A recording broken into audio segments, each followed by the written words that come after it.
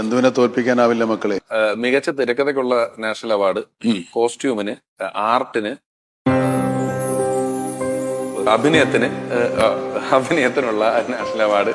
അതായത് ആനയെ location കൊണ്ടുമല്ല, ആനയുള്ളിടം location ആക്കി ഷൂട്ട് ചെയ്യാണ് ചെയ്തിട്ടുള്ളത്. ഈ റിലീസ് എന്ന് പറയുന്നത് ഈ സിനിമയോട് കാണിക്കുന്ന ഒരു ബഹുമതിയാണ്, ഒരു ബഹുമാനം, ഒരു അംഗീകാരം.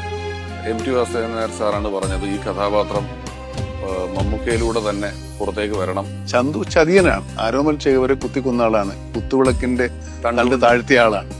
സൗഭദ്രം എന്ന് തോന്നി, പുരഞ്ജയം എന്നൊക്കെ ഇങ്ങനെയുള്ള വാക്കുകളുണ്ട്. പുരഞ്ജയം എന്ന് തോന്നിക്കുന്ന ഇവിടെ കടത്തനാടനടവോ അല്ലെ, ചാടി വാള് പിടിക്കുന്ന രംഗം. എല്ലാ പ്രാവശ്യവും ചാടുമ്പോ ഈ വാള് പിടികിട്ടൂല. ഒരു പ്രാവശ്യം ആ വാളെന്റെ തൊടയിൽ ഇങ്ങനെ കുത്തിക്കും.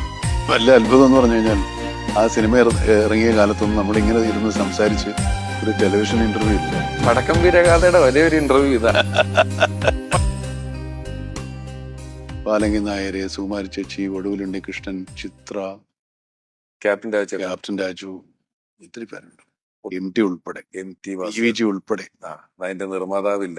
ഇങ്ങനെ ഇന്ന് നമ്മൾ രാമേന്ദ്രബാബു, ക്യാമറ ആലോചിക്കാൻ വയ്യ.